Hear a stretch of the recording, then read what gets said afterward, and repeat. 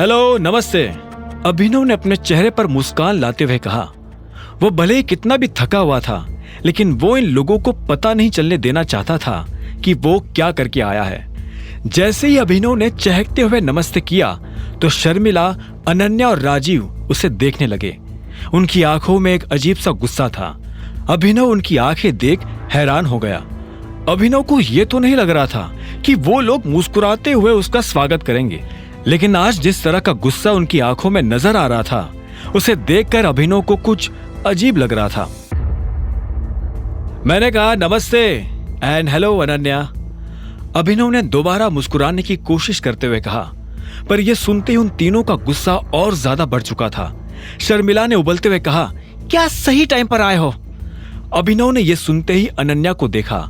वो ये पता करने की कोशिश कर रहा था कि वहां क्या हो रहा है, लेकिन अनन्या ने भी एक गहरी सांस ली और अभिनव से नजर फेर ली। अभिनव से रहा नहीं गया तो उसने पूछा, क्या मैंने कुछ गलत किया है? राजीव ने उसे एक पल को देखा और फिर टेबल पर रखा अपना फोन उठाया, उसमें कुछ खोला और आखिर में स्क्रीन अभिनव की तरफ घुमा दी। अभिनव पास आया और उसने राजीव से फोन ले लिया। फिर उसने स्क्रीन पर जो देखा उसे देख उसकी आंखें फटी की फटी रह गई। स्क्रीन पर एक वीडियो चल रहा था जिसमें अभिनव उस लड़के को होटल के अंदर बुरी तरह से पीट रहा था। अभिनव को यह देखते ही अंदर से बुरा लगा। अब उसे समझ आ गया था कि वो सभी अभिनव से खार खाकर क्यों बैठे थे।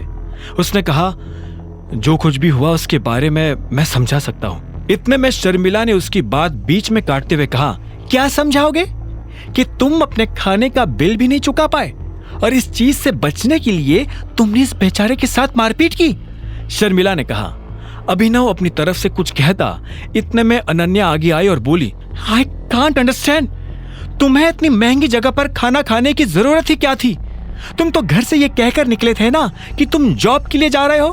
फिर अभिनव फंस गया। उसने वीडियो को दोबारा देखा। पूरे वीडियो में उसे चाहत कहीं भी नजर नहीं आ रही थी। ये देख अभिनव की जान में जान आ गई। अगर उन लोगों को पता चलता कि अभिनव चाहत के साथ था तो उसके लिए जवाब देना और भी भारी हो जाता। वो ऐसा कुछ नहीं करना चाहता था जिससे अनन्या और ज्यादा नाराज हो। हमने तुम्हें इसलिए तो अपने घर में जगह नहीं दी थी कि बाहर जाकर तुम हमारे परिवार की सरे बाजार इज्जत उछालो। जब बाकी दोनों महिलाओं ने अपनी बात कह दी तो राजीव से भी नहीं रहा गया और उसने भी अभिनव को सुनाना शुरू कर दिया। उसने आगे कहा, अनन्या का पति, इस घर का दामाद, पब्लिक में इतने बड़े होटल के अंदर ऐसी गिरी हुई हरकत कैसे कर सकता है? आप सभी ऐसा इसलिए कह रहे हैं क्योंकि आपको सच पता नहीं है। आपने इस लड़के को मार खाते हुए तो देख लिया, लेकिन आप लोगों के मन में यह सवाल नहीं आया कि मैंने इसे मारा क्यों? यह आदमी मुझसे उल्टी सीधी बातें कर रहा था, मुझे अनाप शनाप बोले जा रहा था और मुझे ही नहीं, मेरे साथ। अचानक से अभिनव ये कहते कहते रुक गया। उसकी जुबान पर चाहत का नाम आने वाला था। तुम्हारे साथ कौन? अनन्या ने अभिनव की बात पकड़ते हुए पूछा और जवाब के लिए अभिनव की आंखों में देखने लगी। अभिनव चाहता था कि अनन्या अपनी नजर उससे दूर हटा ले, लेकिन वो ऐसा नहीं कर रही थी। ये वीडियो पूरे देश में वायरल हो गया है, अब तुम क्या करोगे? आई एम सॉरी, लेकिन इस लड़के के साथ जो हुआ असल में इसके साथ वही होना चाहिए था। यह सुनते ही शर्मिला गुस्से में आग बबूला हो गई। वो गुस्से में अभिनव की तरफ बढ़ने लगी। उसका मन तो कर रहा था कि वो अभिनव को थप्पड़ मार दे, लेकिन अपने आप को रोकते हुए उसने कहा, जब हम तुमसे तमीज से बात कर रहे हैं तो तुम भी तमीज से बात करो।